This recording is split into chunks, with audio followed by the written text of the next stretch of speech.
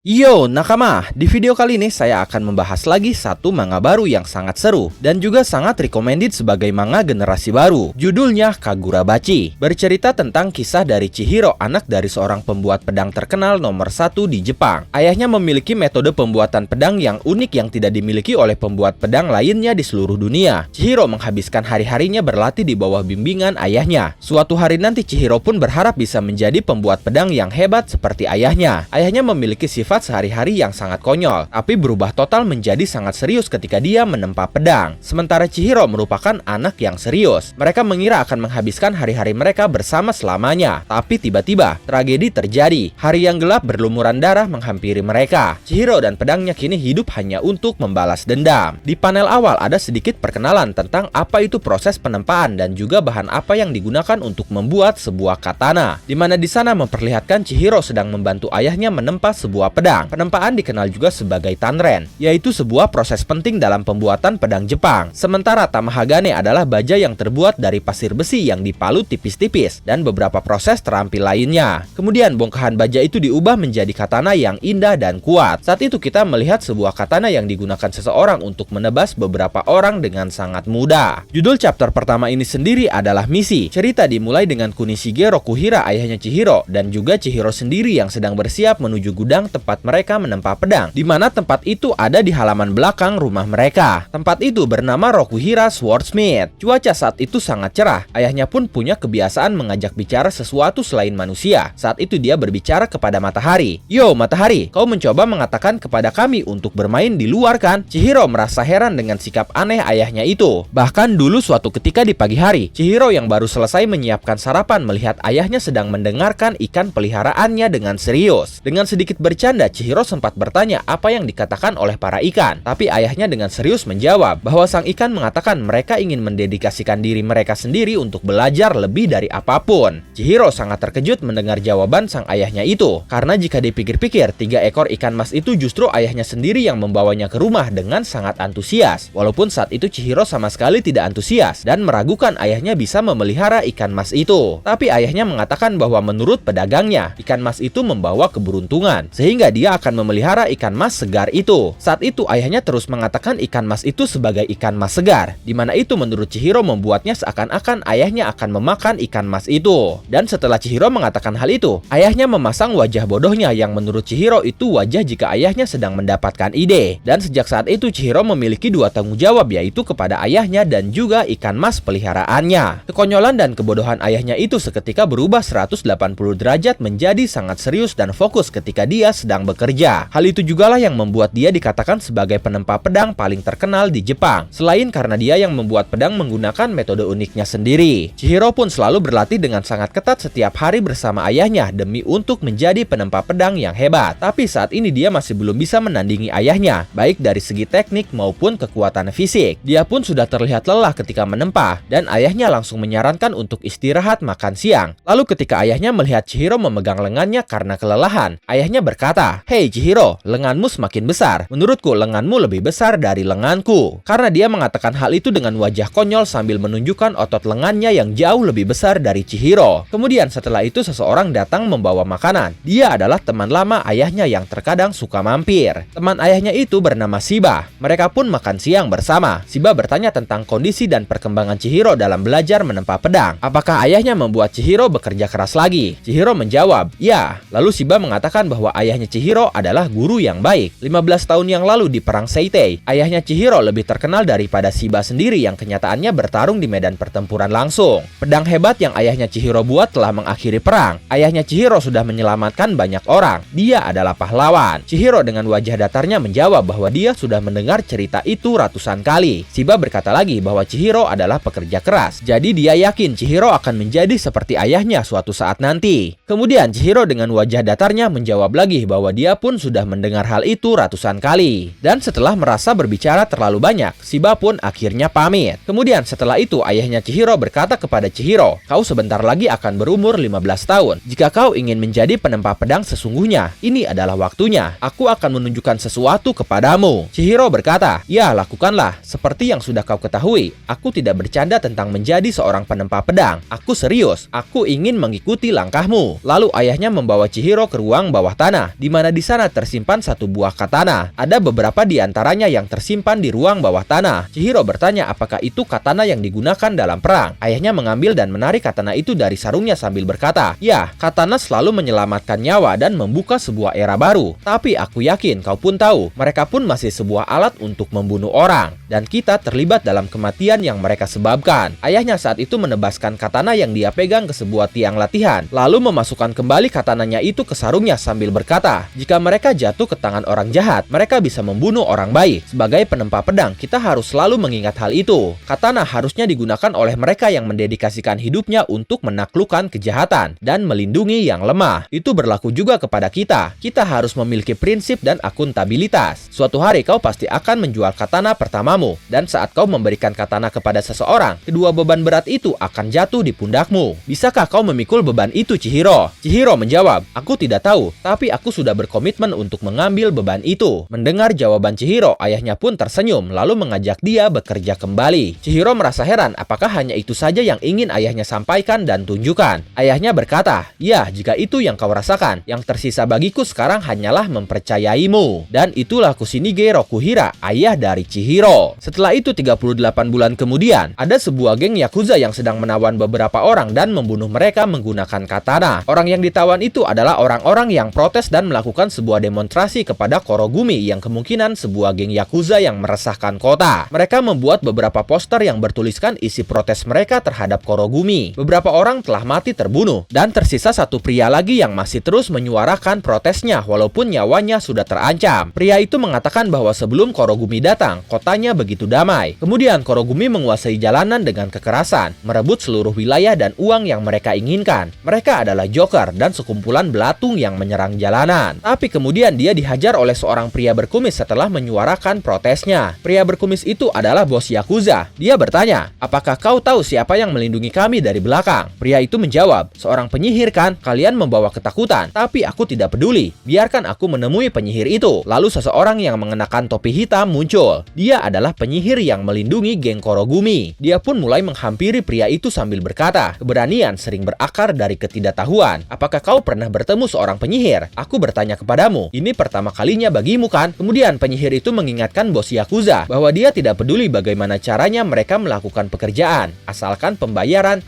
pembayarannya lancar. Tapi jika ada kekacauan seperti itu lagi, dia khawatir akan organisasi mereka. Setelah itu penyihir itu pun menghilang begitu saja menggunakan sihirnya. Setelah itu panel beralih, kita diperlihatkan Chihiro yang sedang berada di sebuah kereta. Dia berencana akan bertemu dengan Shiba di stasiun, tapi ternyata Shiba yang sedang memakan ikan kering menemuinya di dalam kereta itu. Mereka pun duduk bersama dan Shiba menawarinya ikan kering. Kemudian Shiba berkata, "Hei Chihiro, bolehkah aku bertanya sesuatu? Luka itu, kau bisa menghapusnya bukan? Itu sangat mencolok. Kenapa kau tidak melakukan sesuatu kepadanya?" Ternyata setelah 38 bulan, Chihiro kini memiliki bekas luka di bagian kiri kepalanya, yaitu dari pelipis hingga pipi. Chihiro berkata, "Setiap pagi ketika aku mencuci wajah dan melihat cermin, aku melihat luka ini dan aku mengingat hari itu. Jadi setiap hari aku memulai pagi dengan kebencian baru." Shiba berkata, "Dan kau telah hidup seperti ini bahkan sejak itu. Itu akan menghancurkanmu." Chihiro bertanya, "Jadi kau akan menghentikanku?" Setelah itu tidak lama kemudian mereka pun tiba di stasiun. Shiba berkata, "Kota ini dikuasai Yakuza Korogumi." Chihiro berkata, "Dan Yakuza itu terhubung dengan mereka, benar kan?" Shiba menjawab, "Sejujurnya aku tidak terlalu yakin, tapi ini satu-satunya petunjuk kita kan? Lalu apa yang akan kita lakukan?" Chihiro menjawab, "Kita akan memeriksa apakah Yakuza ini adalah orang-orang yang berakal sehat, dan jika iya, kita akan mengusulkan kesepakatan." Shiba sedikit heran dengan kata berakal sehat, karena ternyata di hadapan mereka berdua Korogumi sudah berulah. Geng Yakuza itu menggantung 4 orang di bawah jembatan yang membawa ketakutan untuk penduduk. 4 orang itu kemungkinan adalah mereka yang sebelumnya dibunuh karena memberontak Korogumi. Shiba berkata, itu adalah gerakan oposisi yang dilakukan geng Yakuza untuk menjaga orang-orang berada di jalurnya. Mereka mengirim sebuah pesan untuk membiarkan setiap orang tahu apa yang akan terjadi jika ada orang yang mengintervensi mereka. "Chihiro, bagaimana jika Korogumi adalah bajingan yang sangat besar?" Saat itu Chihiro terlihat marah. Dia menanyakan apakah Shiba tahu markas dari Korogumi. Setelah itu kita beralih ke markas Korogumi. Beberapa penjaga sedang berbincang di luar markas. Lalu tiba-tiba sebuah katana menancap di dinding menembus salah satu leher penjaga. Itu adalah ulah Chihiro. Sementara Shiba dengan santainya berpura-pura sebagai anggota Yakuza. Dia menunjuk ke arah Chihiro dan mengatakan akan mengurusnya. Tapi Chihiro tiba-tiba sudah berada di atas meja para penjaga tadi, lalu menebas leher mereka semua dengan cepat. cepat. Sementara di dalam markas, mereka masih berurusan dengan pria tersisa dari pemberontak tadi. Bos Yakuza masih menginterogasi pria itu tentang siapa saja yang terlibat dan siapa yang memimpin pergerakan mereka. Tapi pria itu tidak mau menjawab, hingga akhirnya bos Yakuza mengancam akan membunuh keluarga pria itu jika tidak berbicara. Pria itu awalnya mengatakan bahwa dia tidak memiliki keluarga, tapi bos Yakuza memiliki informasi pribadi tentang pria itu, bahwa pria itu memiliki adik perempuan. Bos itu lalu memberikan alamat adik perempuan itu ke anak buahnya untuk dibawa ke markas. Setelah itu, akhirnya pria itu pun menyerah dan akan mengatakan semuanya. Tapi ketika anak buah Yakuza itu membuka pintu, tiba-tiba semuanya ditebas oleh Chihiro. Bos Yakuza terkejut. Dia bertanya siapa itu dan di mana para penjaga. Shiba yang masih berlaga menjadi anak buah Yakuza sudah menghabisi mereka juga. Dia berteriak kepada bos Yakuza, "Bos, mereka pemalas. Anak laki-laki yang baru masuk itu adalah anak dari Kushinige Rokuhira. Kau pernah mendengarnya kan? Master penempa pedang terkenal yang memiliki teknik unik yang tidak bisa dilakukan orang lain." Sementara itu di dalam ruangan, Chihiro sudah berhadapan dengan bos Yakuza. Bos Yakuza itu bertanya apa tujuan Chihiro datang kepadanya. Chihiro berkata, "Aku datang untuk bertanya sesuatu, dan juga aku tidak bisa membiarkan orang menjijikan sepertimu menggunakan katana." Kemudian para Yakuza itu mulai menyerang Chihiro sekaligus. Shiba mengatakan bahwa metode unik Kushinige Rokuhira adalah dia bisa menambahkan sihir ke dalam katananya. Katana yang dia buat adalah pedang ajaib dengan kekuatan khusus. Chihiro yang saat itu membawa dua katana mulai menarik salah satu katananya yang bernama Enten. Kemudian terlihat sesuatu seperti air muncul dan menyatu dengan bilah pedangnya. Bahkan dua ekor ikan mas besar berada di samping Chihiro. Satu berwarna hitam, satu lagi berwarna campuran. Ini mungkin perwujudan dari kekuatan katananya itu. Shiba mengatakan bahwa katana yang digunakan Chihiro adalah katana terakhir Kushinige yang dibuat dengan mengorbankan nyawanya. Lalu Chihiro menggunakan teknik yang bernama Black, dan ikan mas berwarna hitam menyerang musuh sekaligus menjadi sebuah tebasan. Satu tebasan itu menebas puluhan orang sekaligus. Tidak sampai di situ, Chihiro terus menebas segerombolan Yakuza sisanya, dan dia pun menggunakan Nishiki, ikan berwarna campuran. Dan ketika Shiba masuk ke dalam ruangan, semua Yakuza sudah dibasmi oleh Chihiro sendirian. Saat itu Chihiro hanya menyisakan bos Yakuza saja. Chihiro mengarahkan katananya kepada bos Yakuza itu. Lalu dia berkata, "Ceritakan kepada kami apa yang kau ketahui tentang Hishaku." Bos Yakuza itu tidak tahu Chihiro berkata tentang apa. Kemudian Chihiro berkata lagi, "Kelompok penyihir yang melindungimu. Jika kau ingin berpura-pura bodoh, tidak apa-apa. Aku yakin anak buahmu sudah menunggumu di neraka." Bos Yakuza itu akhirnya berkata, "Hishaku, mereka semua adalah monster. Jika kau memilih untuk bertarung melawan monster seperti itu, kau benar-benar gila." Dengan wajah dan pedang yang dipenuhi darah, Chihiro berkata, "Apakah aku terlihat waras di matamu? Aku tidak peduli jika mereka adalah monster. Aku harus menebasnya." Dan itu menjadi akhir dari chapter pertama ini. Bagaimana menurut kalian tentang Kagurabachi ini? Silahkan tulis dan diskusikan pendapat atau bahkan teori kalian di kolom komentar.